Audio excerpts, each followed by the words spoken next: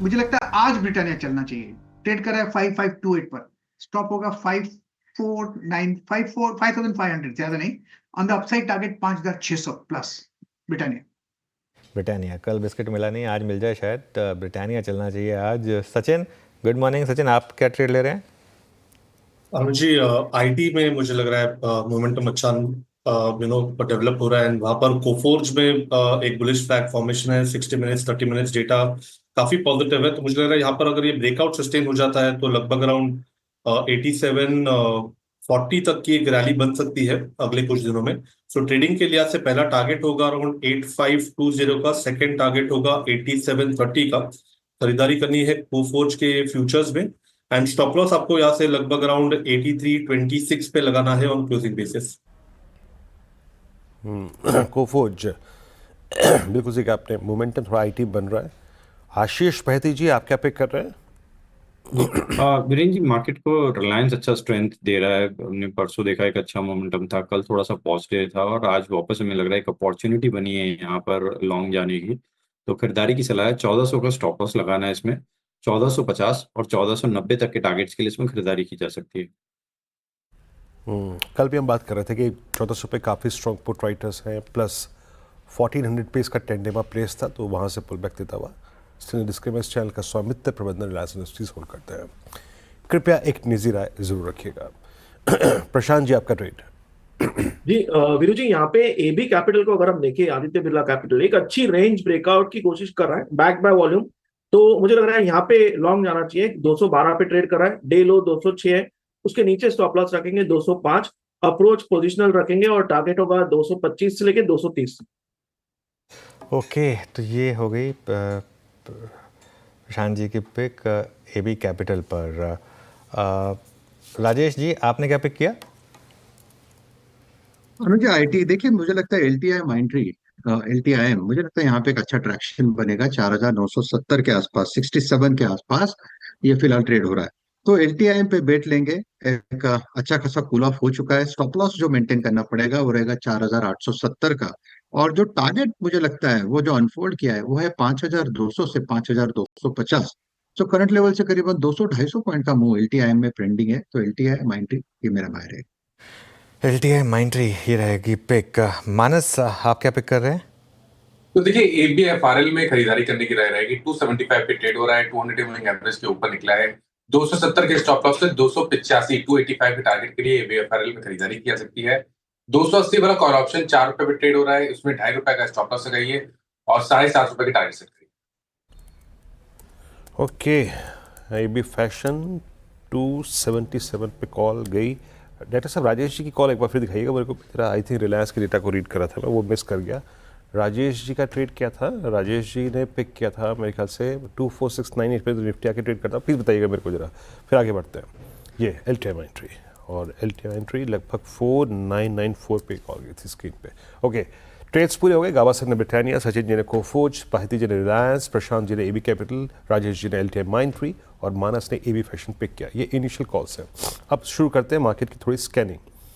Index ने एक बार कल के पहले वीक कॉलाइटस के जोन को स्ट्राइक करने की कोशिश की है। दैट्स 24700। हालांकि अभी बैंक से बहुत स्ट्रॉन्ग कंट्रीब्यूशन नहीं है, लेकिन निफ्टी आईटी अकेले थाम रहा है पूरे बाजार का साथ। और क्या है जो स्ट्रॉन्ग है इस वक्त? लेके आइए एक बार स्क्रीन पे। एनबीएफसी में बहुत स्ट्रॉन्ग मूव है। दैट्स एमएनएम फाइनेंस, लगभग 3% का मूव यहाँ पर। सचिन, रिवर्सल ट्रेड्स की टेंडेंसी में अगर आप कोई ट्रेड खोज रहे हैं तो आप एमएनएम फाइनेंस को कैसे पिक करेंगे? इसने एक बहुत बड़े क्रिटिकल बेस से पुल बैक दिया और अब 20 डिमा के ऊपर ट्रेड करता हुआ लोअर लेवल से बाइंग इमर्ज हुई। रिवर्सल्स में आप एमएनएम फाइनेंस को कहाँ रखेंगे? वीरेंद्र जी, वीकली चार्ट्स पे जो रिवर्सल हुआ है वो काफी सिग्निफिकेंट है। इसका जो 200 वीकली एक्सपोनेंशियल एवरेज सपोर्ट लगभग अराउंड 245 के आसपास प्लेस्ड है, वहीं से इसने एक यू टर्न लिया है। जिस तरीके से डेटा है, एक इम्पॉर्टेंट रेजिस्टेंस है अराउंड 260 का। अगर ये पार हो जाता है तो आई थिंक 280 295 तक की एक काफी स्ट्रॉन्ग बुलिश मूव यहाँ पर अनफोल्ड होनी चाहिए। सो डेफिनेटली जिस तरीके से मोमेंटम बना है काउंटर में आज के सत्र में, मुझे लग रहा है 250 का एक आइडियल स्टॉप लॉस हो सकता है। अगर ये क्लोजिंग बेसिस पे मेंटेन हो जाता है तो मुझे लग रहा है काफी बड़ी रैली इस पर्टिकुलर स्टॉक में अनफोल्ड होगी। तो यहाँ पर लॉन्ग पोजीशंस बनाने की ही सलाह होगी। आपको स्टॉप लॉस 250 पे लगाना चाहिए on closing basis. Okay, meanwhile एक बार आप सीमेंस लेकर आइए जरा। मेरे ख्याल से आज आई थिंक हमने मार्केट ओपनिंग के बाद मैंने कहा था इस स्टॉक के बारे में कि ये शायद अब कुछ कमाल दिखाने को तैयार है, और इसमें अगर आपने शॉर्ट किया तो शायद आप फंस गए हैं। और अब ये स्टॉक देखिए एकदम डे हाई पर इस समय ट्रेड करता हुआ सीमेंस। प्रशांत जी, एबी भी अच्छा चला, अब सीमेंस उसी स्पेस से बिलोंग करता है, क्या आज का हीरो बन सकता है ये स्टॉक? जी अनुज जी, मुझे लग रहा है कि प्राइस एक्शन बहुत पॉजिटिव। दूसरी बात, बहुत नैरो रेंज से बाहर आ रहा है, तो यहाँ पे नॉर्मली एक स्प्रिंग इफेक्ट आता है। तो बिल्कुल मुझे लग रहा है ये कंफर्टेबली 3100 3140 के जोन्स देख सकता है। आज का जो डे लो बना हुआ है वो करीबन 2918 है, काफी दूर होगा। मेरे हिसाब से स्टॉप लॉस रखना चाहिए 2970 2975 स्पॉट लेवल्स, और यहाँ पे होल्ड करना चाहिए 3100 से लेके 3150 3150 के टारगेट्स को। ओके, शानदार मोमेंटम इस समय इस स्टॉक में। और मार्केट देखिए आप वीरू, अब देखिए मार्केट, क्यों आपको एक दिन की गिरावट से नहीं डरना चाहिए, और स्पेशली अगर उससे पहले दिन इतना बड़ा ग्रीन बार बना हो तो 900 पॉइंट के ग्रीन बार के बाद अगर 300 पॉइंट गिरा भी, और कल ब्रेड्थ अच्छी थी, कल सबसे अच्छी चीज़ थी कि ब्रेड्थ अच्छी थी, और आज भी ब्रेड्थ देखिए आप 4:1 मिड कैप इंडेक्स देखिए आप, शानदार तेजी है मिड कैप इंडेक्स में। और सबसे बड़ा एग्जांपल है सीमेंस जैसे स्टॉक, जब मार्केट परसीव्ड खराब नंबर पे भी अगर स्टॉक्स को रिवॉर्ड करें तो वो एक अच्छी मार्केट के साइन होते हैं। तो ये मेरे ख्याल से आज अब 150 पॉइंट ऊपर आ गए हम 24720 पर। अगर कल की ट्रेडिंग रेंज का हाई क्रॉस किया आपने 24800 के करीब कॉल राइटर का जोन, तो मेरे ख्याल से फिर और शॉर्ट कवरिंग भी बढ़ सकती है मार्केट में। जी अभी तक तो किसे कहते हैं कि बहुत खूबी से जाके स्टैंड कर रहा है हाई ट्रैजेक्टरीज पे। सचिन जी के पास एक ट्रेड है, पहले आइए उसको समझते हैं, फिर थोड़ा और चैट करेंगे इस बात पे।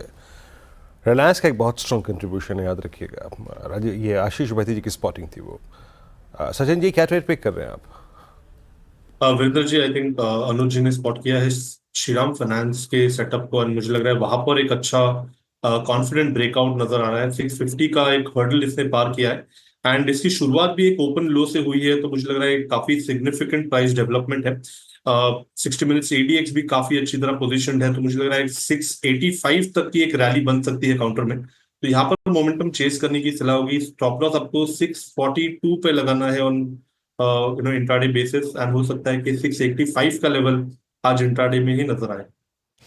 ओके, मीनवाइल एक स्टॉक लेकर आइए, आई थिंक एक cusp of a massive breakout, शायद होप, मतलब मेक और ब्रेक जोन है। एक बार आशीष भाई जी एक बार एंजल 1 का चार्ट दिखेगा, और पिछले 3-4 बार ये स्टॉक 200 डे मूविंग एवरेज के आसपास आकर रुका है।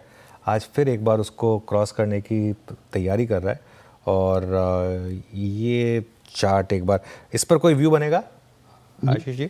जी अनुज जी, स्ट्रॉन्ग मोमेंटम बना है, और जिस हिसाब से पूरा सेक्टर में टेलविंड बहुत स्ट्रॉन्ग बना है, और हमें लग रहा है अब इसमें कैचअप रैली अब देखने मिल रही है। ऑलरेडी बीएसई कैम्स में एक मोमेंटम बन चुका है, एमसीएक्स में भी कल परसों के दिन में हमने अच्छा मोमेंटम देखा था।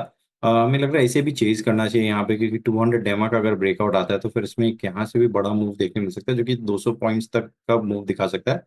तो इमीडिएट शॉर्ट टर्म टारगेट 2650 तक के लिए इसमें खरीदारी की जा सकती है। स्टॉप लॉस थोड़ा सा डीप रखना पड़ेगा इसमें, 2470 का एक एसएल रखें। वीरू, लग रहा है आज थोड़ा सा इसमें ब्रेकआउट वो बीएससी और एमसीएक्स का थोड़ा सा एक लैग इफेक्ट के साथ थोड़ा सा फॉलो थ्रू यहाँ पर। बिल्कुल अनुज, असल में इसमें मुझे याद अच्छी तरीके से पल्स बनाता हूँ, जब अनुज लास्ट जब रोलोवर स्टार्ट हुए थे 24 अप्रैल के बाद काफ़ी शॉर्टिंग हुई थी। अब जैसे कि आप कह रहे हैं कि 200 डेमा के ऊपर सारे एवरेजेस के ऊपर पोस्ट, याद रखिएगा 1 जन के बाद, और मोस्ट स्पेशली जो चीज़ महत्वपूर्ण है वो ये है कि 17 जन के बाद आप सारी की सारी ट्रैजेक्टरी को पार कर चुके हैं। और जो बात मैं कह रहा हूँ ये शॉर्ट्स के साथ आया था, फाइनली शॉर्ट कवरिंग इसमें होती हुई। पर कोई एंजल 1 पे कोई ऑप्शन पिक करेंगे क्या आप? एट द मनी कॉल पे व्यू क्या आपका 2500 की कॉल पे? तो देखिए, बिल्कुल स्टॉक ने अपने 200 डे मूविंग एवरेज को ब्रेक किया है, तो एंजल 1 के ऑप्शन में आप बिल्कुल एक ट्रेड ले सकते हैं। आई थिंक 2550 वाला कॉल ऑप्शन लिया जा सकता है। 83 रुपीज पे ये ऑप्शन ट्रेड हो रहा है।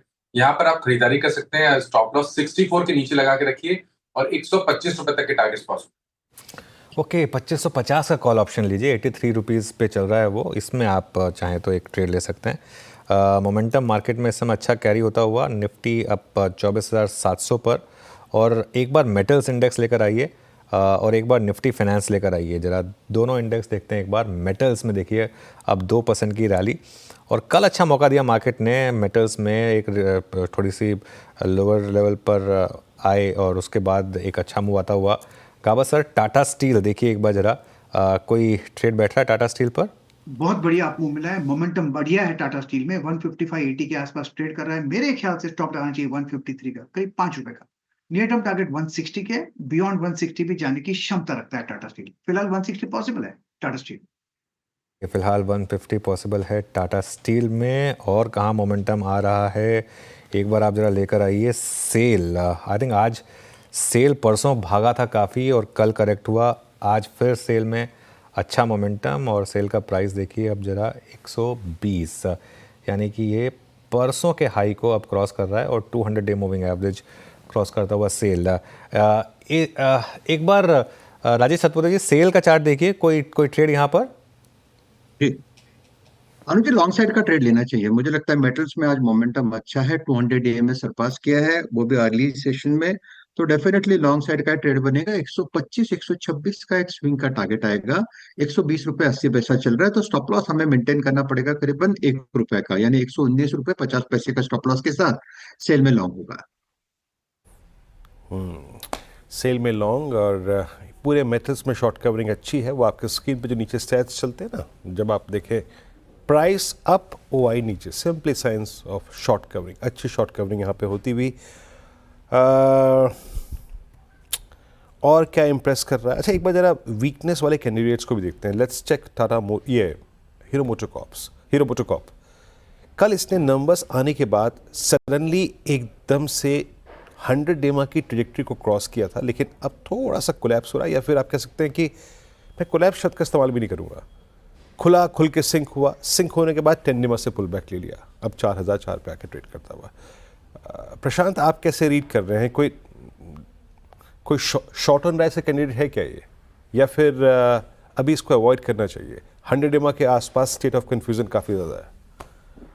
जी, इनफैक्ट वीरू जी, मुझे लग रहा है कि इसने जो गैप था उसको टेस्ट किया है, जहां से बाइंग आई है। तो यहाँ से ये फिर से कंफर्टेबली, जो कल व्यू था कि ये 200 दिनों के एवरेज तक जा सकता है, मुझे लग रहा है वो अगले 3 से 4 दिनों में भी नजर आ सकता है। तो यहाँ पे मोमेंटम बढ़ सकता है। तो आज का जो लो बना हुआ है करीबन 3920 के आसपास, इसी को एक पोजिशनल अप्रोच रखते हुए 4200 के टारगेट के लिए बाय करने की सलाह होगी करंट प्राइस पे भी। एक बार जरा अब श्रीराम फाइनेंस लेकर आइए। आज जो हमने बिग स्टॉक्स रखे थे उनमें से एक था श्रीराम फाइनेंस। यहाँ पर भी मोमेंटम अच्छा, करीब 3% ऊपर। देखिए NBFCs में आज मोमेंटम अच्छा है, क्योंकि एक क्लियरली वो जो इन्फ्लेशन, उसका इम्पैक्ट। AB कैपिटल, एक और NBFC स्टॉक जो इस समय डे हाई पर ट्रेड कर रहा है। तो मेटल्स, NBFCs और IT, यहाँ पर इस समय थोड़ा सा मोमेंटम अच्छा आ रहा है। कुछ और मेटल स्टॉक्स का मुंह पकड़ने की कोशिश करते हैं। एक बार हिंद जिंक देखिए। हिंद जिंक का यहाँ पर कोई ट्रेड बैठेगा क्या राजेश जी?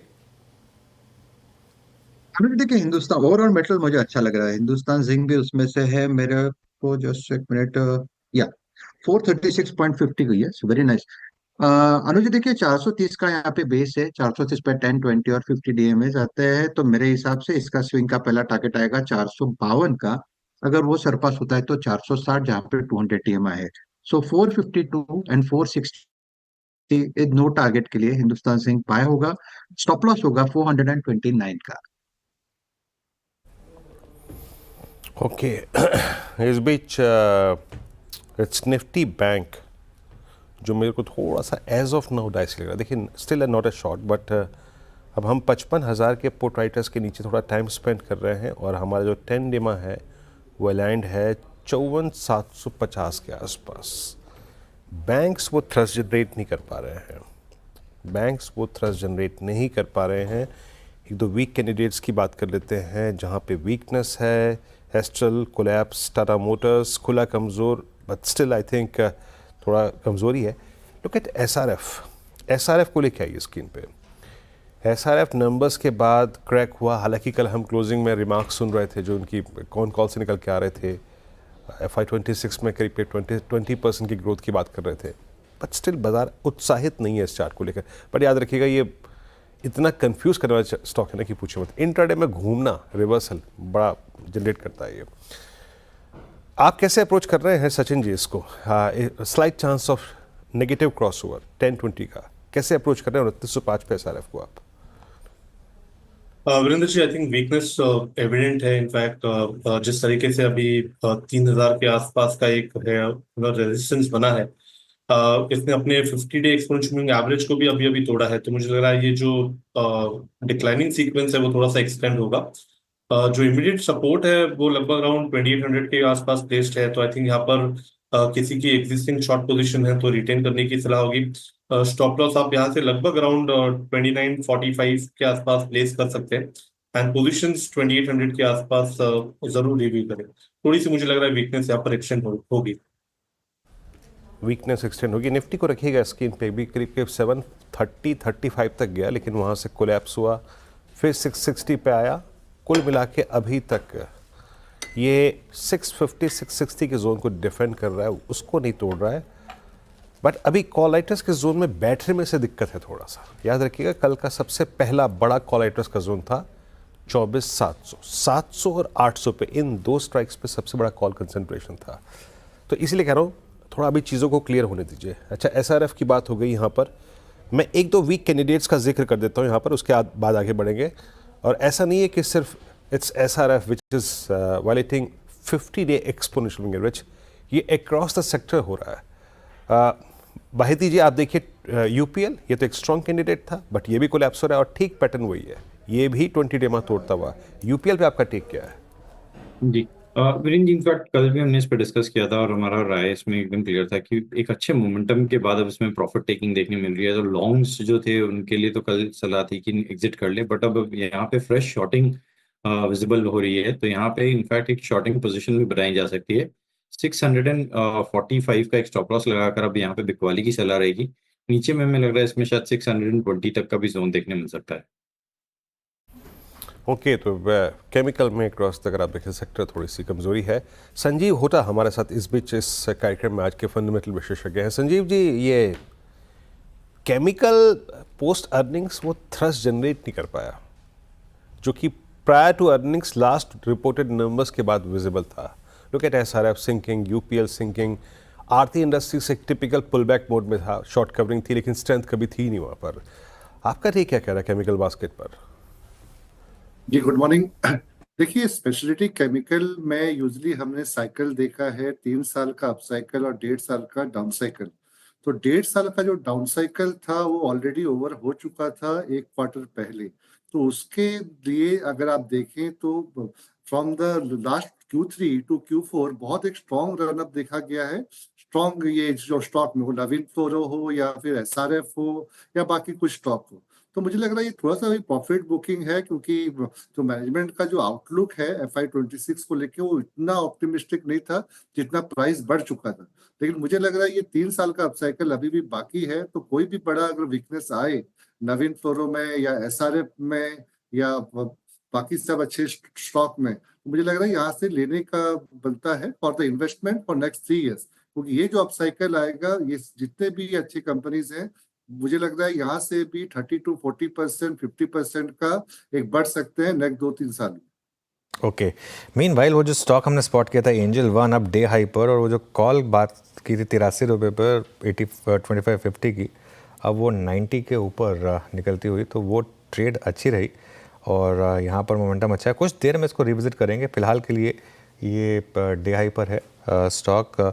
मार्केट थोड़ा सा, बहुत थोड़ा सा कूल ऑफ हुआ है अपने हाई से, कर्टसी बैंक निफ्टी। वह बैंक निफ्टी का इंटरडे चार्ट लेकर आइए जरा।